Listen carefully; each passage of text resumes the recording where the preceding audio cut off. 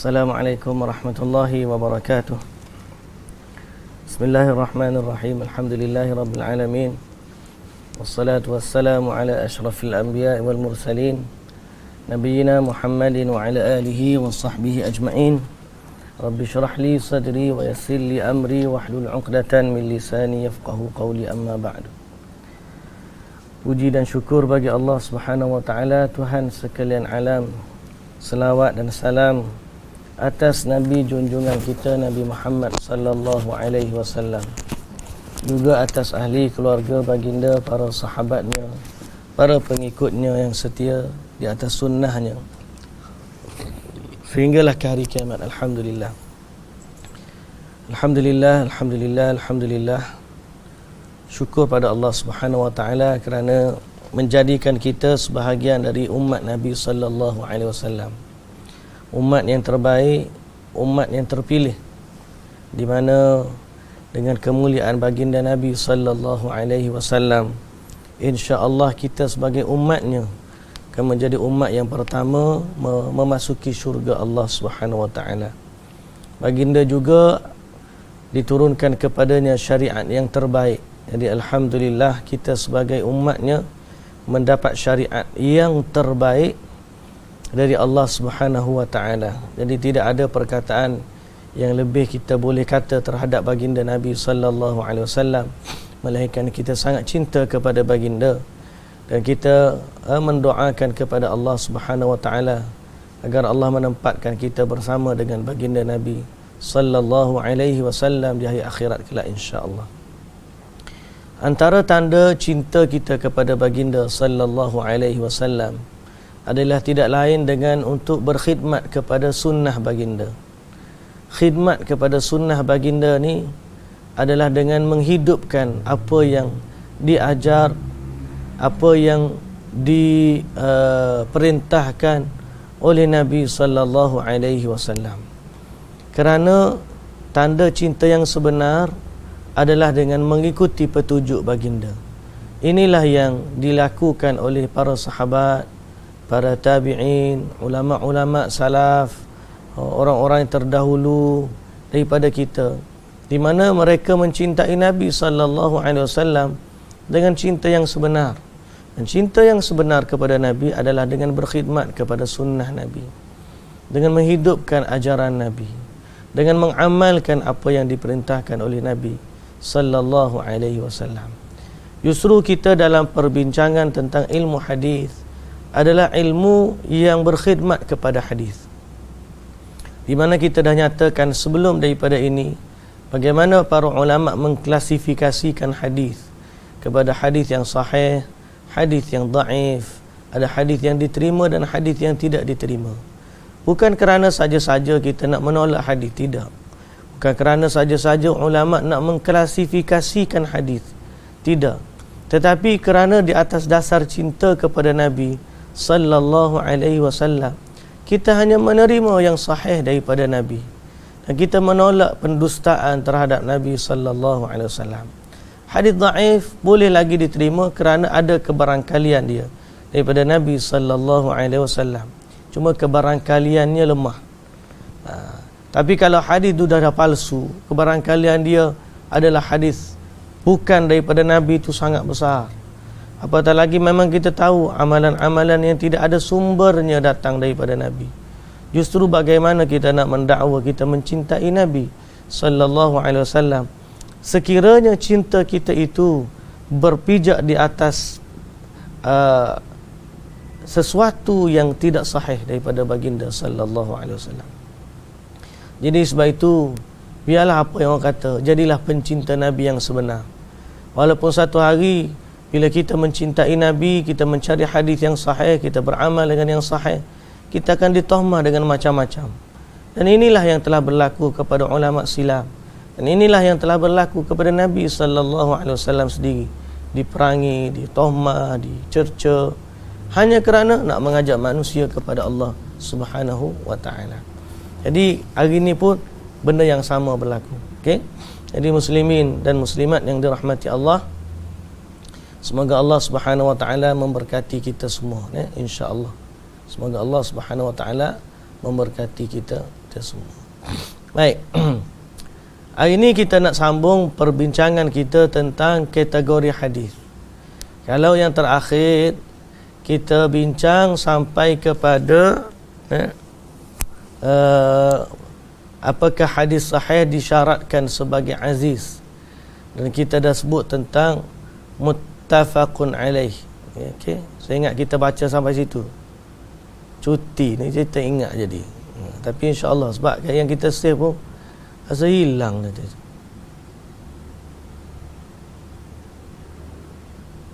Okey.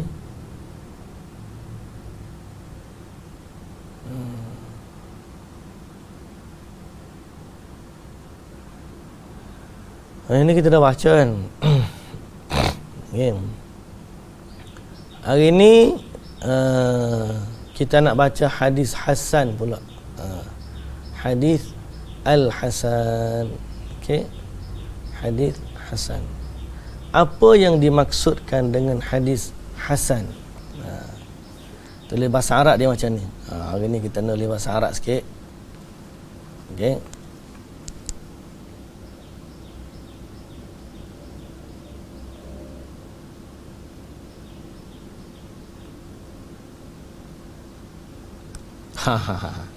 Al-Hasan. Tak cantik juga jadi ni. Macam mana tak cantik? Cuba padam sikit. Testing lagi ni. Okey.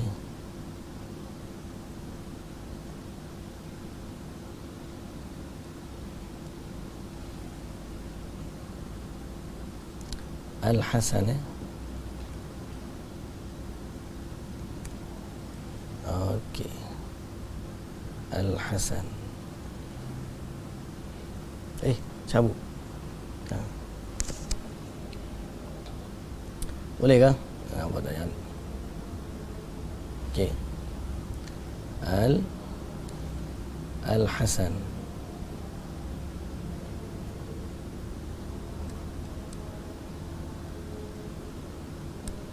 Okey. Al-Hasan, tulisan dia Arab macam tu. Definisi Hasan ni maksudnya baik. Hasanun baik, maksud dia asal. Dari sudut bahasa dia adalah musyabbahah dari al-husnu yang bererti keindahan. Dari segi istilah pula, dari sudut bahasa dia, dari sudut bahasa keindahan.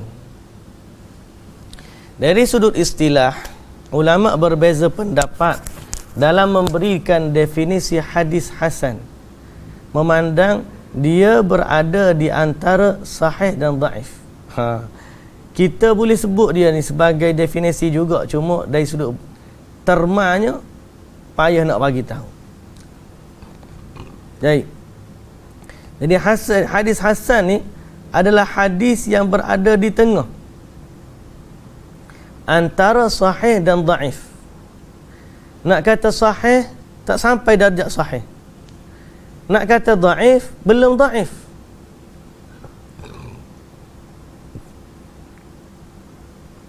Jadi mana-mana hadis yang tidak mencapai darjat sahih, tapi dia juga bukan dhaif, hadis itu dipanggil sebagai hasan. Okey? Sudah. Kita akan bahas, baru faham. Cuma perkataan pertama sekarang ni ialah hadis yang pertengahan antara sahih dengan dhaif, ia adalah hadis hasan. Sebahagian ulama mendefinisikan salah satu bahagiannya sahaja. Bagaimana penulis akan menyebutkan sebahagian dari definisi-definisi tersebut dan akan memilih definisi yang dirasakan paling tepat. Al-Imam Al-Khattabi mengatakan, hadis hasan adalah hadis yang diketahui puncanya dan perawi-perawinya masyhur lagi dikenali. Kebanyakan hadis tergolong dalam hadis hasan dan ia diterima oleh kebanyakan ulama dan diamalkan oleh kesemua fuqaha. Itu definisi Al-Khattabi.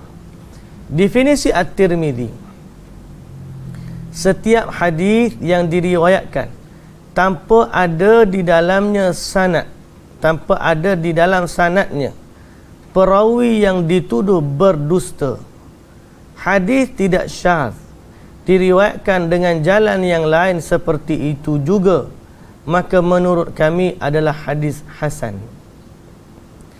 Definisi Ibnu Hajar, khabar ahad dengan nukilan perawi adil, sempurna ketepatan, bersambung sanad, tanpa ada illah dan syadz, maka itu adalah sahih li dzatihi.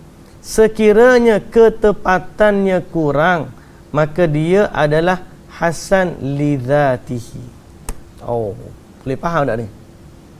Okey. Ada 3 definisi.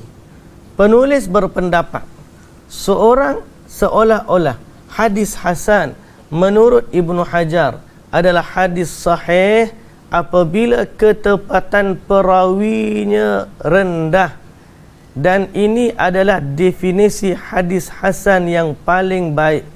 Sementara definisi Al-Khattabi terlalu banyak kritikan kepadanya. Manakala definisi Tirmidzi, beliau hanya mendefinisikan salah satu bahagian hadis hasan sahaja, iaitu hasan li ghairihi.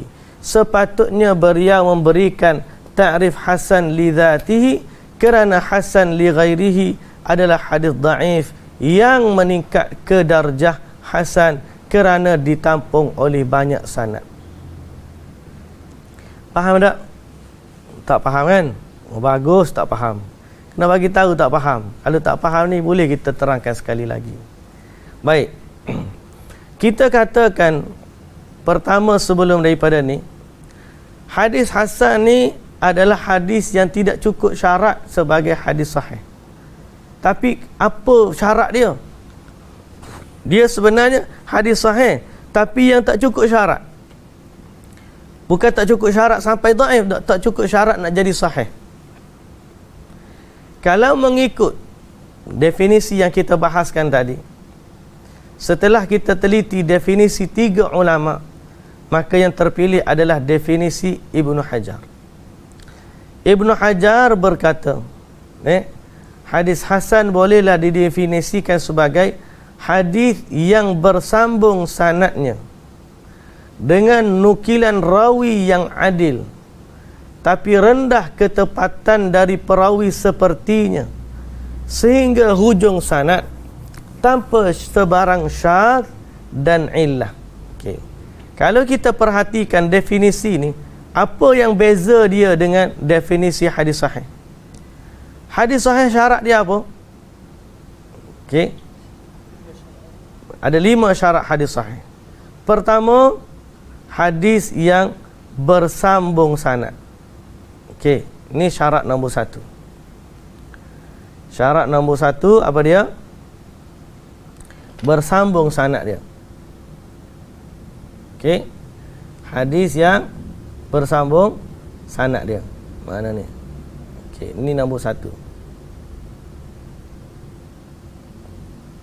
Okey. Nombor 2 pula, dengan nukilan perawi. Okey. Ini nombor 2 sini. Mana dia hilang ni? Tak biasa guna ni. Okey. Nombor 2, dengan nukilan. Okey, sorry. Tak biasa lagu tu lah, dah jadi tak biasa. Dengan nukilan perawi yang adil, tapi rendah ketepatannya sampai ke hujung sanad. Rawi yang adil. Tapi yang ketiga apa dia?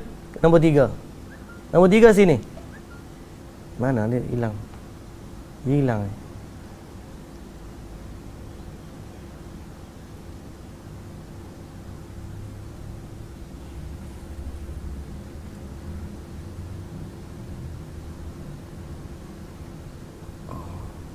Tak biasa lagi ni nak guna ni. Okey.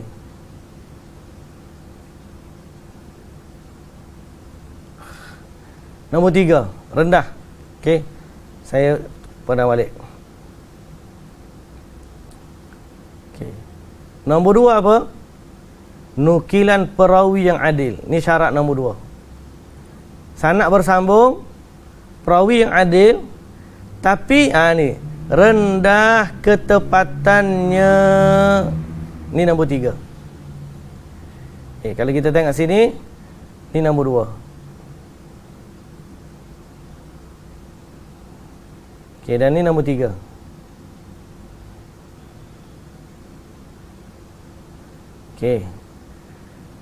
Tanpa syadz, nombor 4.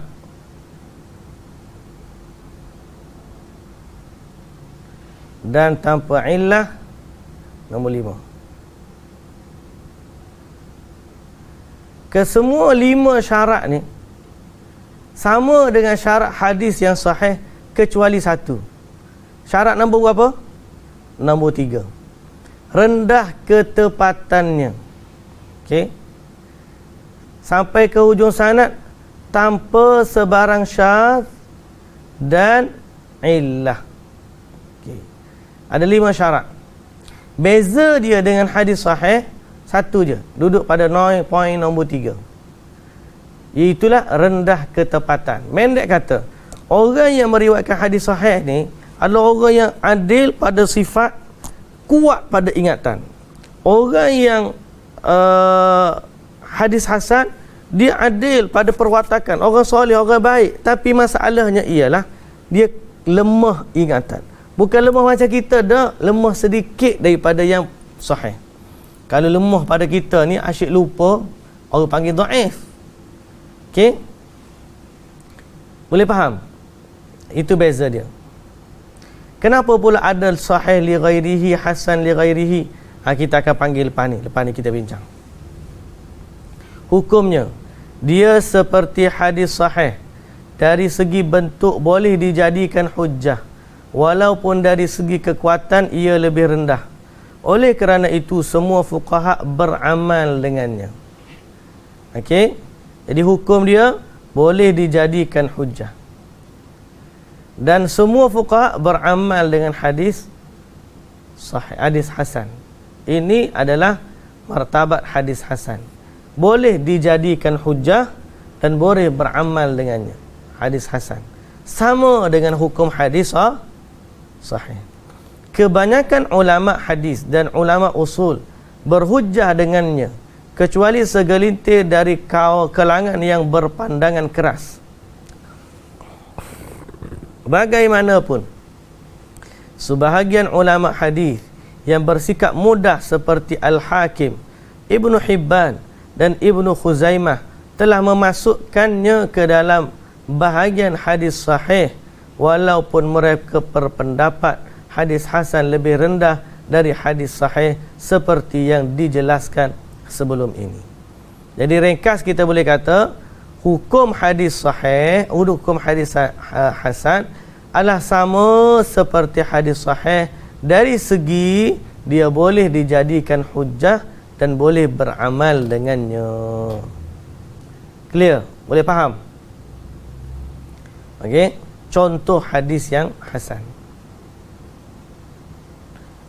Hadis yang dikeluarkan oleh Al-Imam Tirmidzi, haddatsana Qutaibah qala haddatsana Ja'far bin Sulaiman ad-Dubai an Abi Imran al-Jawni an Abi Bakr bin Abi Musa al-Ash'ari qala sami'tu abi bihadratil aduwi yaqulu qala Rasulullah sallallahu alaihi wasallam inna abwabal jannah tahta dhilali as-suyuf, tahta dhilali as-suyuf. Tinggal sini ni. Okey. Kita tinggal sini. Kalau kita tengok dalam kitab asal, insya-Allah kita akan dapati keluar habis ni. Mana mangga ni? Apa? Kalau kena keluar berdua, keluar. Kita tengok perbandingan, keluar nombor kitab yang sama.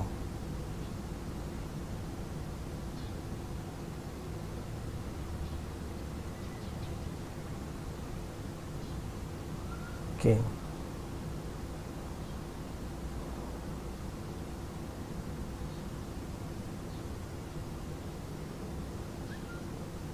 Okey, Al-Hasan Al-Hasan contoh dia tahta zilalis suyuf. Okey, nampak ni ada hadis zilali as-suyuf. Ni yang asal. Jadi saya betulkan di sini tahta zilali as-suyuf. Boleh nak backi ke? Kena tulis lah, tambah kan?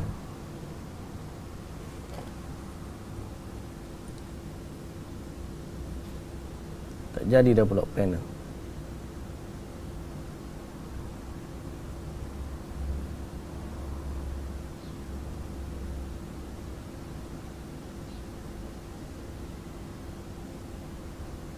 Okey.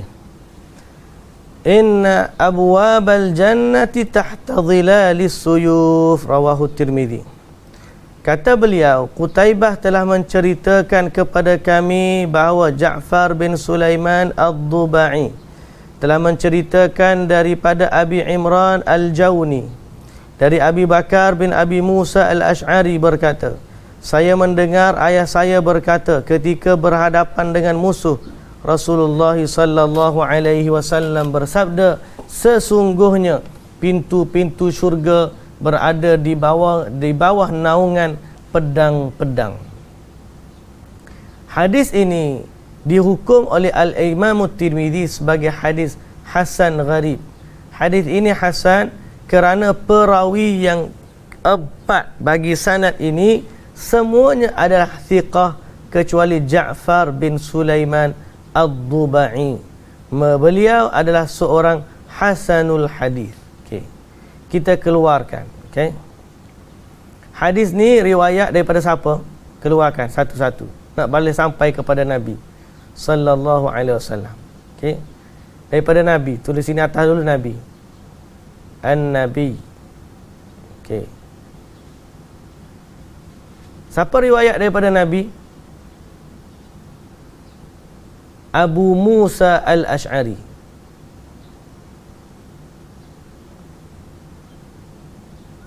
Abu Musa mana beg? Kan dia tak ada beg sedia dah.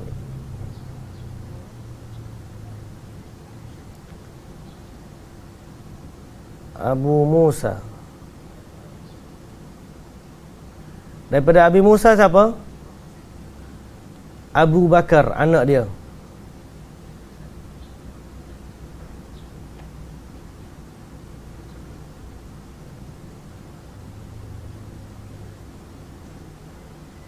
Daripada Abu Bakar siapa?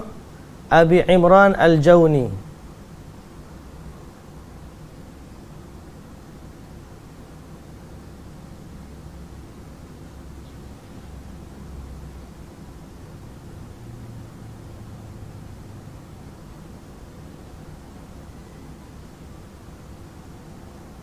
Ambil daripada Abu Imran siapa?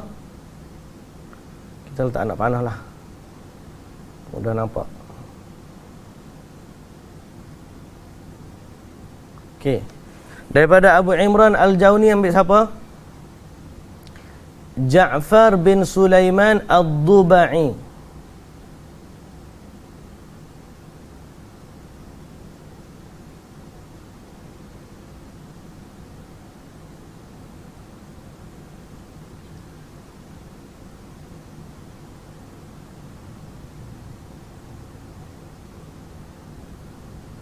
Ja'far bin Sulaiman Ad-Dubai.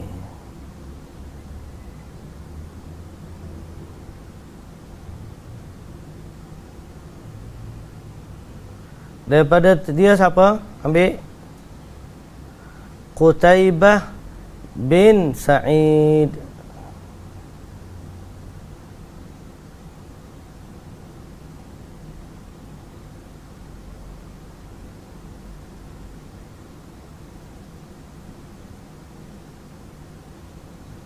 Daripada Qutaibah. Wait. Hadis ni riwayat siapa? At-Tirmizi. Ni cara kita study hadis Bukan mudah nak dapat satu hukum hadis ni.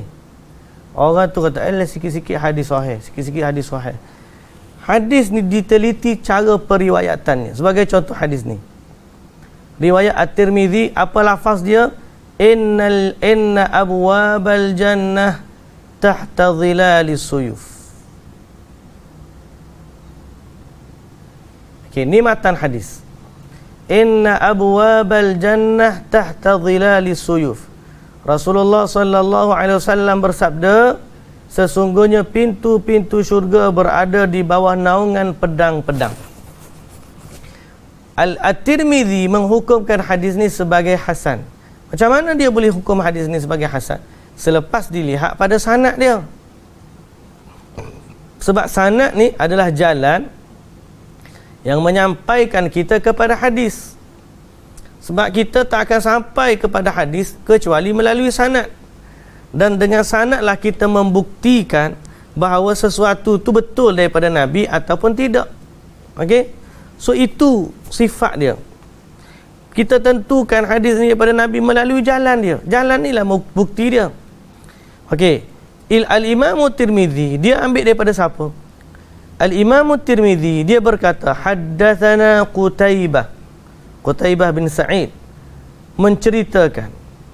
Qutaibah kata, qala haddatsana Ja'far bin Sulaiman ad-Dubai. Ja'far bin Sulaiman kata, an Abi Imran al-Jawni. Abu Imran al-Jawni kata daripada siapa? An Abi Bakar bin Abi Musa al-Ash'ari. Dia kata, qala Abi, atau sami'tu Abi, aku dengar ayahku kata, fi hadratil adu, ketika berhadapan dengan musuh, ayah aku kata, Rasulullah sallallahu alaihi wasallam bersabda, inna abwabal jannah tahta dhilalis suyuf. Maka Al-Imam Tirmidzi dapat melalui ni jalan dia. Hadis ni dapat melalui jalan dia. Batu ulama dulu tidak kerja duk mimpi je. Ni kita siap pimbang orang lama-lama ni banyak duk mimpi je, cerita sikit-sikit mimpi Nabi.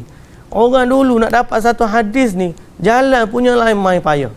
Kalau beginilah sifat agama, kalau agama tu boleh dapat melalui mimpi, nescaya ulama kerja dia tidur ya banyak supaya dapat mimpi yang banyak daripada Allah. Tapi tidak begitu, mereka telah menyibukkan diri dengan mencari ilmu. Jadi sebab tu saya katakan sekali lagi, belajarlah ilmu melalui ahlinya. Carilah ilmu. Ni kita sikit-sikit tiba-tiba mari melalui mimpi, kaedah mimpi dan sebagainya. Yang ni musibah. Okey. Jadi bila meriak kepada ni, Abu Musa al-Ash'ari sahabat Nabi, memang tak boleh kata apalah, sahabat Nabi thiqah. Abu Bakar bin Abi Musa al-Ash'ari thiqah. Abu Imran al-Jawni thiqah. Sahabat ni biasa orang tak petikai dah.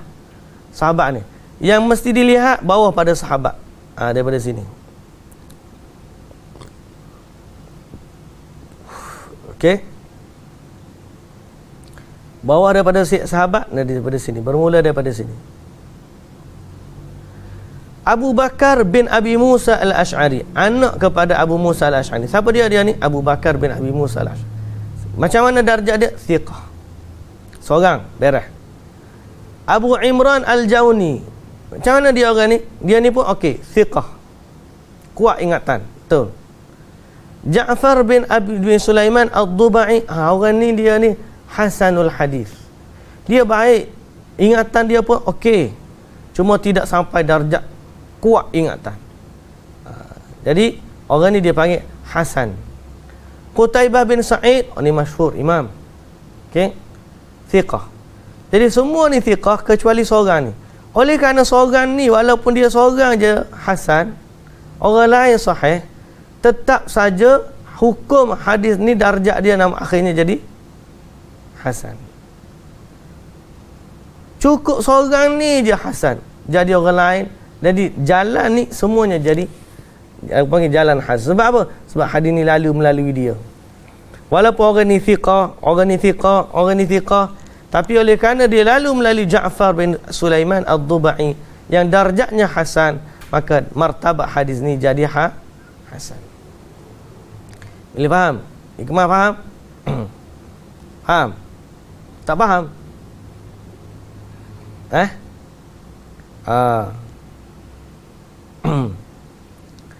Okey. Jadi walaupun seorang je daripada sanad tu hasan, maka keseluruhan sanad tu kita panggil sanad hasan. Okey, tak semestinya semua ni kena hasan baru jadi hasan, tak. Cukup seorang je daripada rantaian sanad tu hasan, maka hadis ni kesimpulan dia adalah hasan. Walaupun orang ni thiqah, walaupun orang ni thiqah, walaupun orang ni thiqah, tapi dia ni hasan, maka darjat hadis ni jadi hasan. Begitulah juga yang berlaku kalau dia ni tiba-tiba dhaif. Orang ni thiqah, atas dia thiqah, tapi dia ni dhaif, hadis ni akan jadi dhaif juga. Okey? Ini cara ulama hadis menilai hadis. Bukan dia ambil daripada seorang, dia tengok orang hak ustaz. Ustaz dia royak. Kita kena tengok juga ustaz dia tu ambil mana. Memanglah tok guru ustaz tu bagus.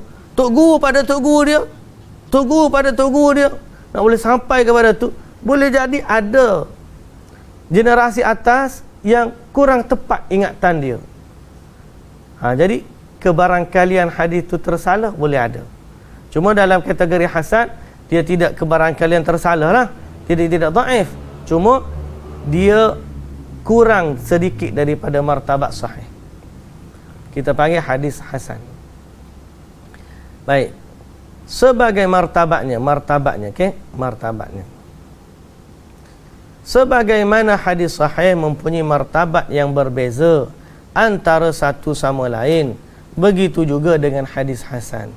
Al-Zahabi telah membahagikan hadis hasan kepada dua martabat. Yang pertama, martabat hasan yang paling tinggi, itu riwayat Bahz bin Hakim daripada datuknya, daripada bapaknya, daripada datuknya. Amr bin Shu'aib daripada bapaknya, daripada datuknya. Riwayat Ibnu Ishaq dari At-Taimi dan seumpamanya yang dikatakan sebagai sahih.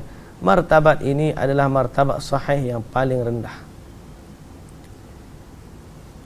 Martabat hasan yang rendah adalah martabat hasan yang dipertikaikan kedudukannya. Ada yang mentashihkan, ada yang mendhaifkan, sepada hadis Al-Harith bin Abdullah, Asim bin Damrah, Hajjaj bin Arti'ah dan Hajjaj bin Artah dan lain-lain. Okey, dan lain-lain. Jadi darjat ni melihat kepada siapa, beza dia. Hasan dengan sahih, bezanya pada kekuatan ingatan rawi. Sebab tu saya tengok sini semuanya sambung. Okey. Kalau tak cukup syarat yang lain, maka dia akan jadi hadis yang mardud, ditolak. Okey, kita akan. Jadi kena pegang 5 syarat sahih. Hadis bersambung sanad, perawi dia adil, ingatan dia kuat, okey, tidak berlaku syadz dan tidak ada illah. Tidak ada illah. Jadi kalau kurang dalam bab ingatan, maka dia jadi hadis tu hasan. Hadis hasan. Kalau dia kurang dalam bab lain, yang tu kena jadi dhaif.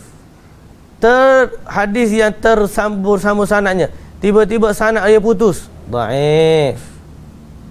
Perawi dia tidak baik, kadzab, dhaif, pendusta, palsu. Syadz, kita dah nyatakan tentang syadz, dan illah juga kita dah nyatakan tentang illah. Jadi kalau kesemua ni syarat ada, cuma rawinya saja rendah ketepatannya, maka jadilah hadis tu hadis yang hasan. Okey, boleh faham?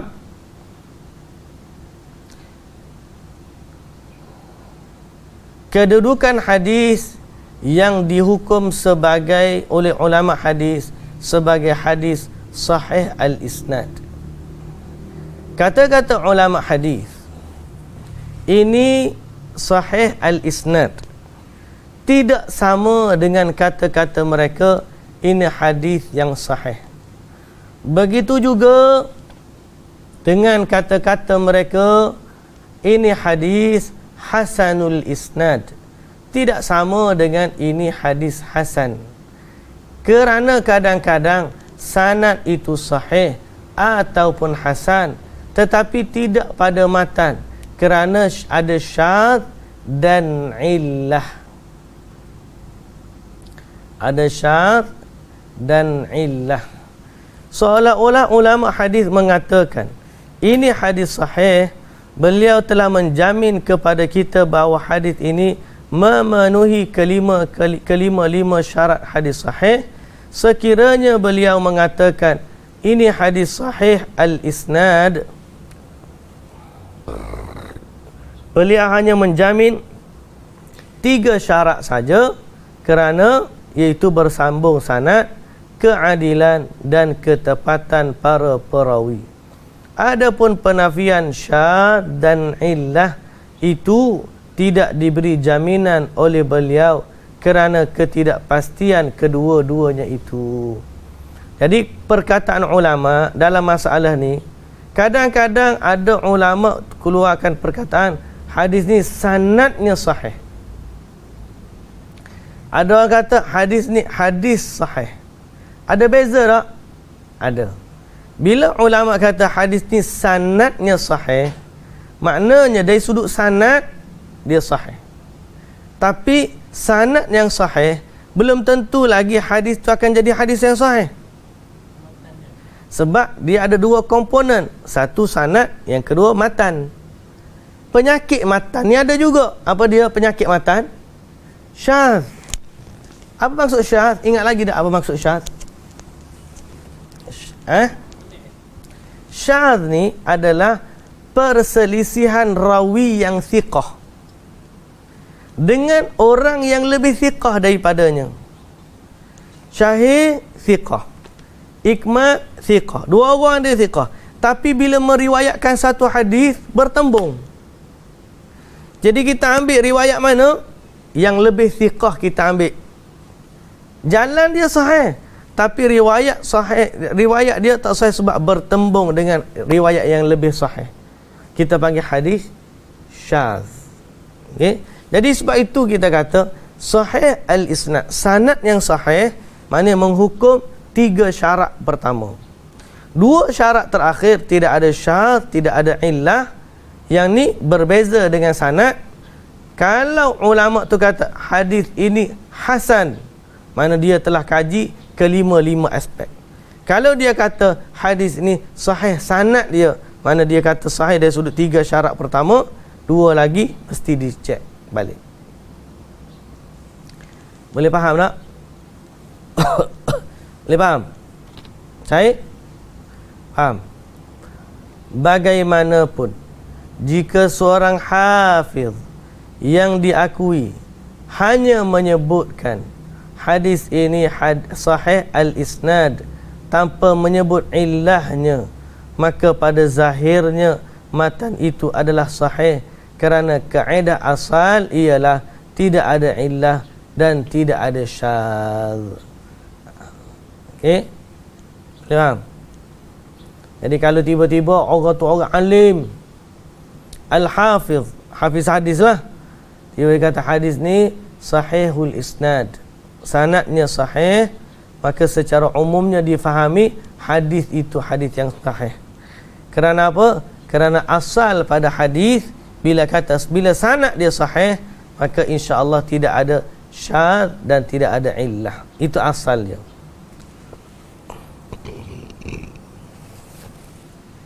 Jadi bila seorang al-hafiz di sini ialah hafiz hafiz hadis, hafiz al-hadis, bukan hafiz Quran ni, hafiz al-hadis.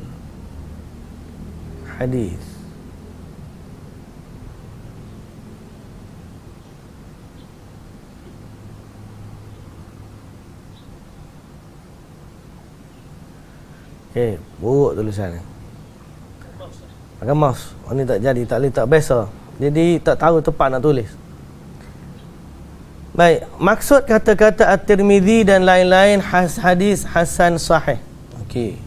Tiba-tiba keluar satu lagi istilah Hasan pun ada, sahih pun ada. Mai ikut mana ni hadis hasan sahih?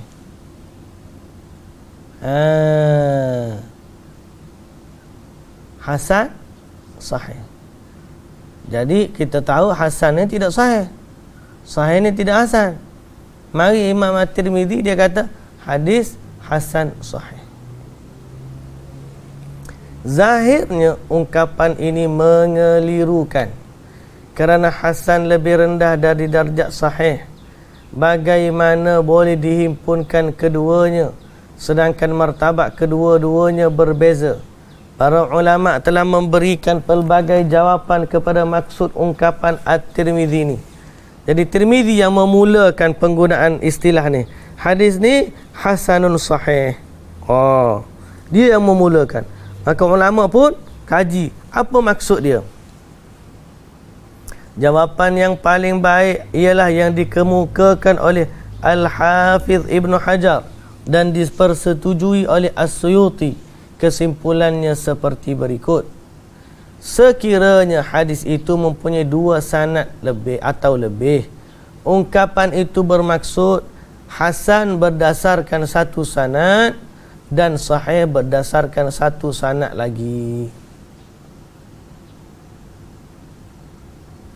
Ataupun hadis itu mempunyai 1 sanad sahaja, boleh jadi maksudnya hasan menurut satu kumpulan dan sahih menurut kumpulan yang lain. Jadi hasan sahih digabungkan ada aspek yang berbeza. Boleh jadi kalau ada dua sanad, hasan melalui satu sanad, sahih melalui satu sanad yang lain, dipanggil hasan sahih. Itu satu jawapan. Jawapan kedua, kalau dia hanya ada satu sanad, boleh jadi satu sanad tu ada ulama khilaf, ada yang kata sahih, ada yang kata hasan, maka Imam At-Tirmidzi guna kat hadis ini hasan sahih. Boleh faham? Okey. Seolah-olah beliau memberikan isyarat tentang perbezaan pendapat di kalangan ulama tentang kedudukan hadis ini, atau baginya hadis ini tidak boleh ditentukan sama ada sahih ataupun hasan. Klasifikasi Al-Baghawi hadis-hadis masabihis sunnah.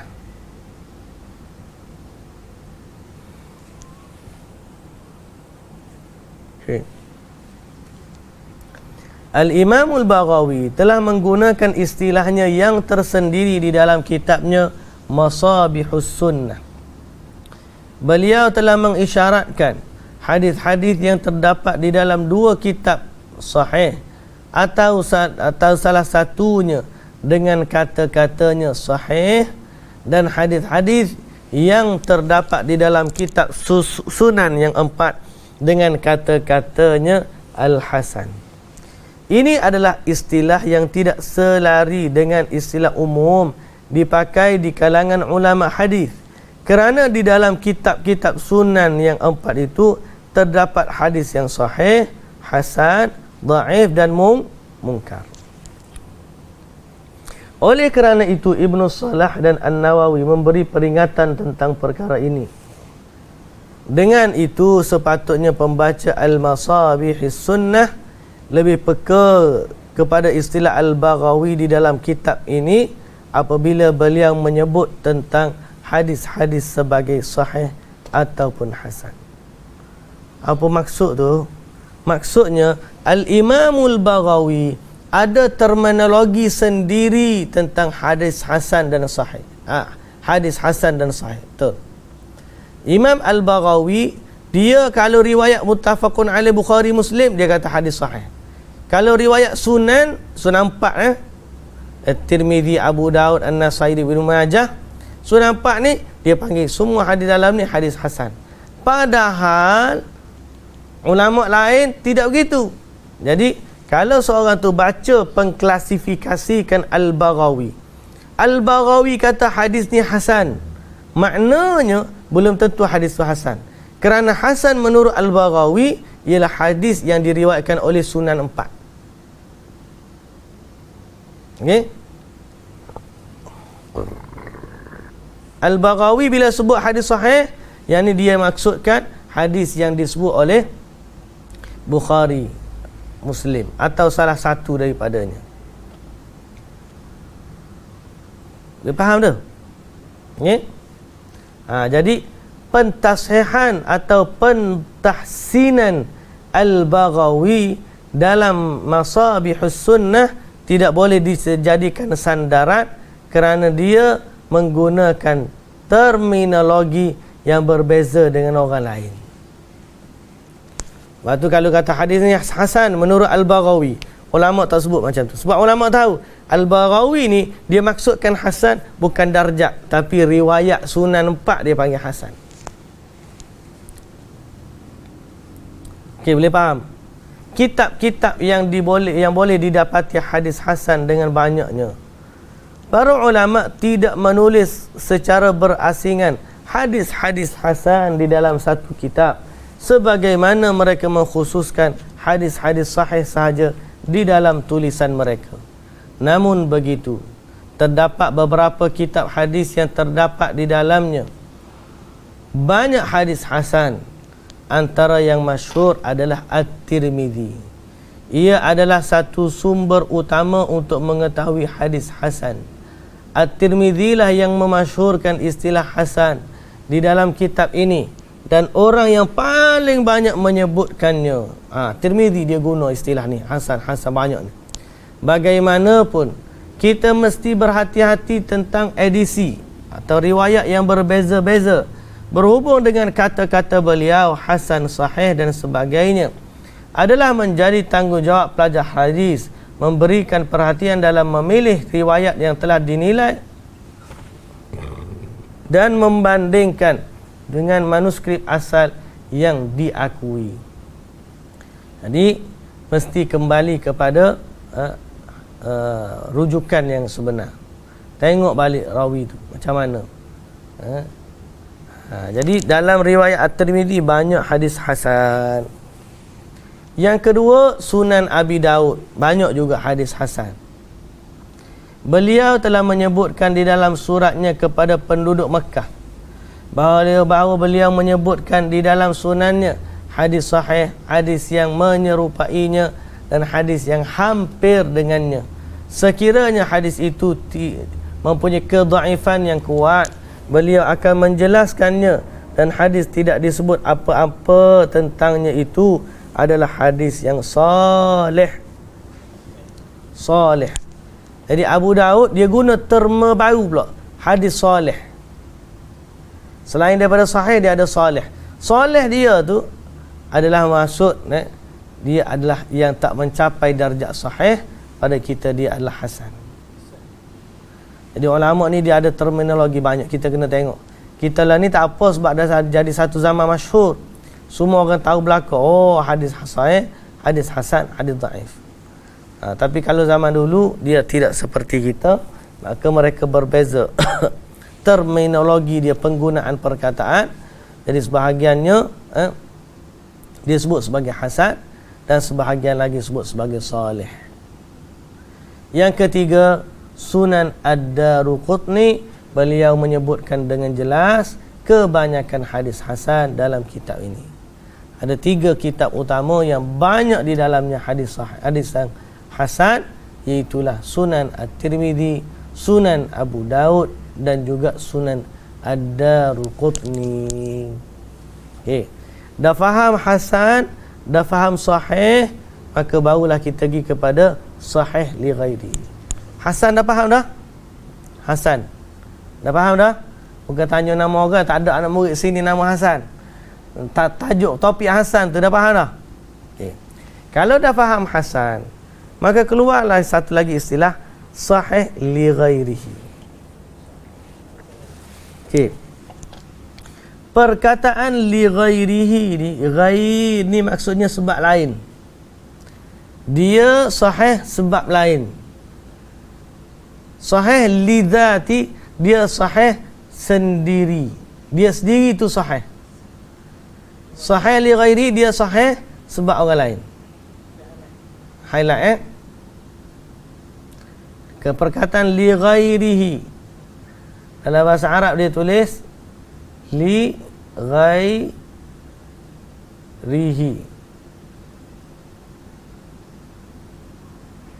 Okey. Li ghairi ni maksudnya sebab lain. Dia sendiri tak sahih, tapi ada sebab lain yang menjadikan dia sahih. Ya. Lain tu sebenarnya adalah sokongan. Dia sebenarnya tidak sahih. Dia hasan, tapi dengan sokongan jalan-jalan yang lain, dia terangkat darjat dia menjadi sahih. Asalnya dia bukan sahih. Asalnya dia hasan, kemudian lepas disokong, dialah jadi sahih, tapi kita panggil sahih li ghairihi. Sahih disebabkan faktor luaran, iaitulah sokongan dari jalan-jalan yang lain. Baik, definisi hadis hasan li dzatihi, apabila diriwayatkan melalui jalan yang lain sepertinya atau lebih kuat daripadanya, maka dinamakan dia sahih li ghairihi, kerana kesahihan tidak datang dari sanad itu sendiri, tetapi sahih apabila digabungkan dengan sanad yang lain. Datang walaupun dia hasan, tapi dia datang dengan dua riwayat setelah bergabung, maka kita boleh kata hadis ni kekuatannya sama dengan sahih. Kita panggil sahih li ghairihi, sebab dia asal hasan. Okey. Martabatnya lebih tinggi dari hasan li dzatihi dan lebih rendah dari sahih li dzatihi. Contohnya hadis Abu Quraib qala haddatsana Abu Quraib qala haddatsana Abdah bin Sulaiman an Muhammad bin Amr an Abi Salamah an Abi Hurairah radhiyallahu anhu qala qala Rasulullah sallallahu alaihi wasallam laula an ashqa ala ummati la amartuhum bis-siwak inda kulli salah.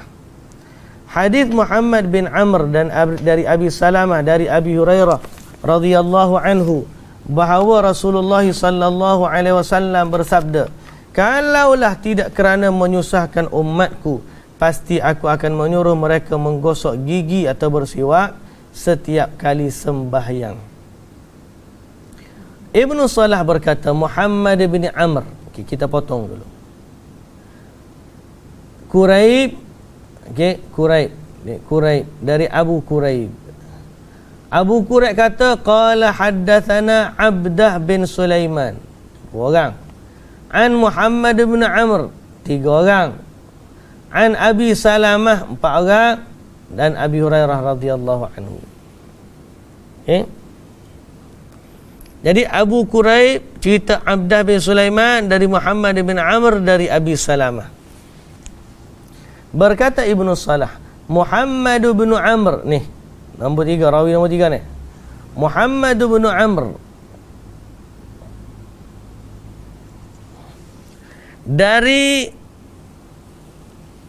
adalah dari kalangan yang masyhur dengan benar dan menjaga dirinya. Cumanya beliau bukan dari ahli itqan. Itqan ni kuat ingatan, sehingga sebahagian mereka mendhaifkannya kerana ingatannya buruk, dan sebahagian mereka pula menthiqahkannya kerana benarnya dan kedudukannya. Dengan itu, dari sudut ini hadis ini hasan. Apabila digabungkan dengan keadaannya diriwayatkan melalui tariq, yakni jalan yang lain, kebimbangan kita tentang buruk hafalannya tidak ada lagi, dan kekurangan yang sedikit itu tertampung dengan sebab tariq, iaitu jalan tersebut. Dengan sebab itu sanad ini menjadi sahih dan tergolong di dalam martabat yang sahih. Faham tak tu? Asal dia hasan, tapi bila ada dua tiga jalan yang menyokong dia, maka dengan kekuatan sokongan ni dia pun naik martabat kepada sahih li ghairihi. Hasan li ghairihi pula.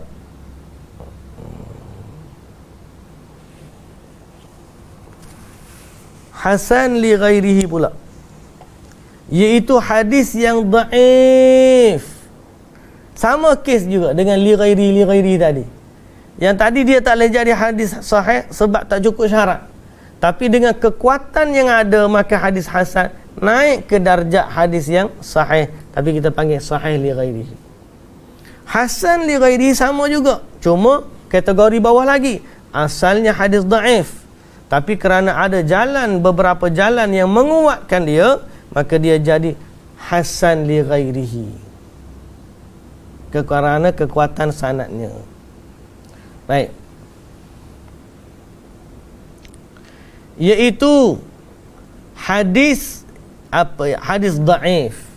Ia apabila mempunyai banyak jalan dan sebab kedhaifannya bukan kefasikan dan juga bukan pendustaan. Kalau tiba-tiba atas rawi tu ada pendusta dan fasik, maka hadis sahih, hadis dhaif tu tak boleh naik jadi hadis hasan. Tak boleh. Sebab kekuatan, kelemahan, penyakit dia kuat sangat. Dia kena dhaif sikit-sikit je. Okay? Bukan fasik, bukan pendusta. Boleh naik. Difahami daripada hadis ini, hadis dhaif boleh meningkat ke tahap hasan li ghairi dengan dua perkara. Yang pertama, diriwayatkan dari satu tariq, jalan. Tariq ni jalan.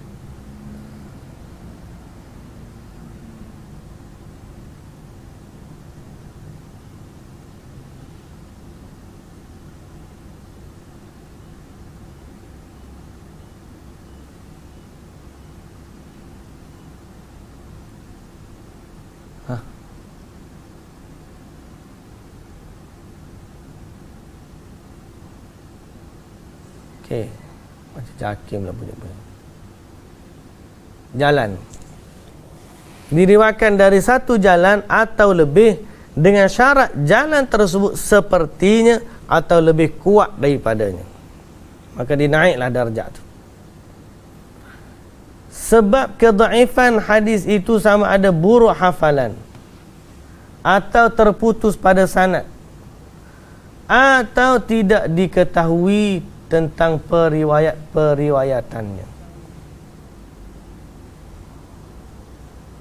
Okey.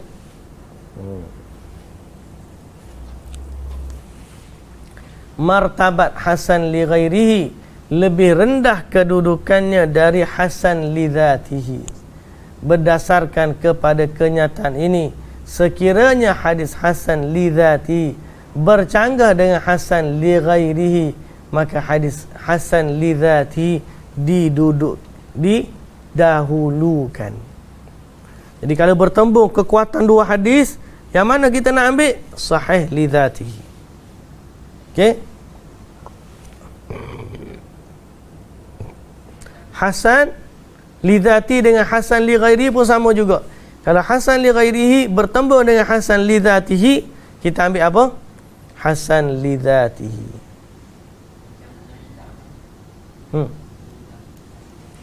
Illah ni penyakit dalam tu yang kita tak nampak, melainkan ulama-ulama yang hebat dia tahu detail tentang penyakit dalam hadis.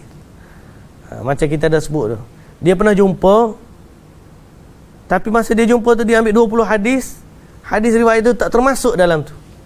Jadi dia sudut sanad nampak sahih, tapi rupanya ada illah tu adalah penyakit yang halus yang hanya dapat didetek oleh ulama-ulama yang alim betul-betul dalam ilmu ilal. Okey? Boleh faham dah?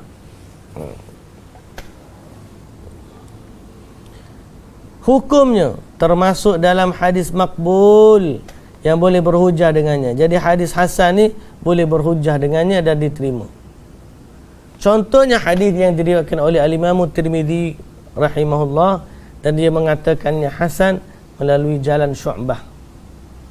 An Asim bin Abdullah qala sami'tu Abdullah bin Amir bin Rabi'ah an abihi anna imra'atan min bani Fazarah tazawwajat ala na'laini faqala Rasulullah sallallahu alaihi wasallam araditi min nafsiki wa maliki bi na'laini qala na'am fa ajazahu. Wa fil bab an Umar wa Abi Hurairah wa Sahal bin Sa'id wa Abi Sa'id wa Anas wa Aisyah wa Jabir wa Abi Hadrad al-Aslami. Jadi hadis ni datang dalam beberapa riwayat dari Asim bin Ubaidillah bin Abdullah bin Amir bin Rabi'ah dari bapaknya bahawa ada seorang wanita dari Bani Fazarah berkahwin dengan mahar sepasang kasut. Rasulullah sallallahu alaihi wasallam bersabda, apakah engkau setuju untuk dirimu dan hartamu dengan sepasang kasut? Baginda itu, wanita itu menjawab, ya. Lalu Rasulullah sallallahu alaihi wasallam membenarkan dia berkahwin dengan mas kahwin sepasang kasut. Lama dulu kasut pun jadi mas kahwin. Boleh tak malam ni? Ikman tanya orang baru kahwin, boleh tak? Orang baru kahwin boleh, dia suruh hukum nak buat tu lah. Zaman kita ni kan mudah, carilah yang mudah. Bukan masalah kena dengan selipar. Selipar pun ada yang mahal, tapi kita kata permudahkanlah perkahwinan. Asim adalah seorang dhaif kerana hafalannya buruk, sedangkan At-Tirmidzi menghukumkan hadis ini hasan kerana dia mempunyai lebih dari satu jalan.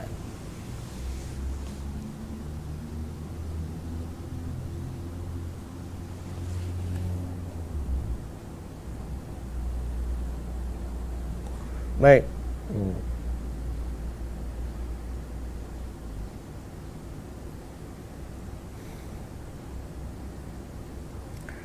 Yang ni kita khabar ahad makbul yang mempunyai sokongan.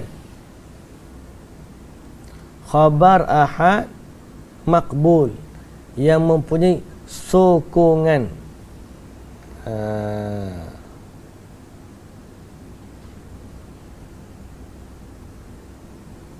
Apa dia khabar ahad makbul yang mempunyai sokongan? Kita baca. Di akhir perbahasan hadis makbul, penulis akan menyentuh hadis makbul yang mempunyai sokongan.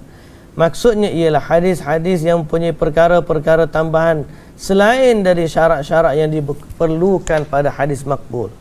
Perkara-perkara tambahan yang ada pada sesuatu hadis makbul akan menanamkan kekuatannya dan boleh menjadikan sesuatu menjadikannya lebih istimewa daripada hadis makbul yang lain yang tidak ada perkara-perkara tersebut, di samping ia lebih utamakan dari yang lain. Bahagian-bahagiannya hadis yang punya sokongan ada beberapa bahagian. Yang paling masyhur adalah hadis yang dikeluarkan oleh Al-Bukhari dan Muslim dalam kitab sahih mereka yang tidak mencapai tahap mutawatir. Ia disokong dengan kedua-dua mereka yang tinggi di bidang ini. Yang kedua kitab ini terkedepan dalam membezakan hadis sahih berbanding yang lain. Ketiga ulama menerima baik kitab-kitab mereka. Penerimaan ini saja cukup kuat untuk menghasilkan ilmu daripada semata-mata banyak tarik yang tidak mencapai tahap mutawatir. Yang keempat, boleh jadi sebab hadis itu diterima juga. Hadis yang masyhur mempunyai tarik yang berbeza, tidak ada kedhaifan perawi atau illah. Ini juga kekuatan luar daripada istilah tadi. Mana rawi ramai, masyhur, dia boleh terangkat darjat dia ataupun boleh diamalkan. Hadis musalsal. Musalsal ni, maksud musalsal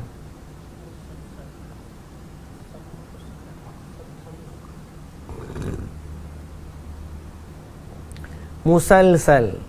Hadis musalsal dengan para imam hafiz dan mempunyai sifat itqan yang tidak menjadi gharib, seperti hadis yang diriwayatkan oleh Imam Ahmad daripada Imam Asy-Syafi'i dari Imam Malik. Selain daripada Imam Ahmad, ramai lagi yang meriwayatkan dari Imam Syafi'i. Begitu juga selain dari Imam Syafi'i, ramai lagi perawi yang meriwayatkan dari Imam Malik. Jadi musalsal Imam Al-Hafiz sambung-sambung dengan imam-imam yang hafiz. Ini jarang berlaku, tapi oleh kerana ada kekuatan ni, maka maka dia menjadi lebih kuat daripada hadis yang biasa. Kerana rawi-rawi dia imam belaka. Hukumnya dia menjadi lebih kuat dari mana-mana hadis ahad yang makbul sekiranya hadis ahad yang memiliki sokongan bercanggah dengan hadis-hadis makbul lain, maka didahulukan hadis yang mempunyai sokongan itu. Jadi ada nilai tambah lah maksudnya. Ada nilai tambah terhadap sesuatu hadis yang menjadi sokongan, walaupun bukan kekuatan sanad secara tersendiri, tapi setiap orang dalam tu ada kekuatan yang menambahkan lagi kekuatan hadis tersebut. Okey, perbahasan yang kedua. Kita berhenti setakat tu. Okey. Kita berhenti setakat tu. Kita tanda sini.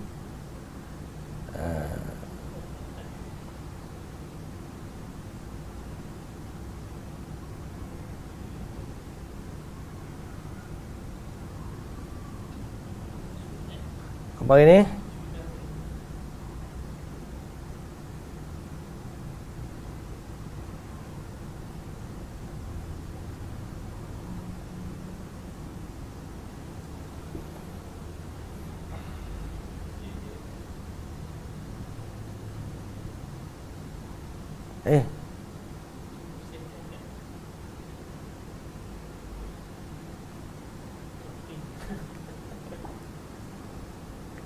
Okey, jadi habis kita ini, insya-Allah kita akan sambung pada pertemuan yang akan datang pada muhkam wal mukhtalaf fi al hadis.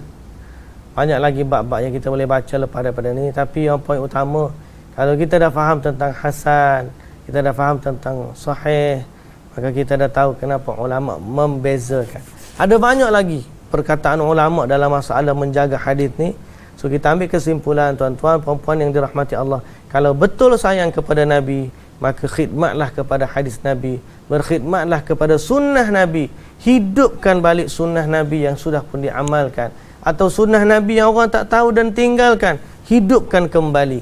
Jangan kita hidupkan benda-benda yang lain daripada Nabi yang menyebabkan akhirnya sunnah Nabi sudah lagi tidak dikenang orang dan tidak diamalkan oleh masyarakat. Jadi kalau benar kita sebagai pencinta Nabi sallallahu alaihi wasallam, Allahumma salli ala Muhammad wa ala Muhammad, kalau kita benar cinta kepada Nabi, maka hidupkanlah sunnahnya dengan menghadiri majlis-majlis ilmu hadis, dan kita memahami perkataan Nabi sallallahu alaihi wasallam serta mengelakkan diri daripada melakukan sesuatu yang bertentangan dengan hadis Nabi sallallahu alaihi wasallam. Jadi insya-Allah kita berhenti setakat tu pagi ni. Apa yang baik dari Allah Subhanahu wa taala, yang lemah, yang kurang, yang salah dari kekurangan saya, mohon dimaafkan. Insya-Allah kita akan bertemu pada minggu hadapan. Wallahu taala alam. Subhanakallahumma wa bihamdika asyhadu an la ilaha illa anta astaghfiruka wa atubu ilaik. Assalamualaikum warahmatullahi wabarakatuh.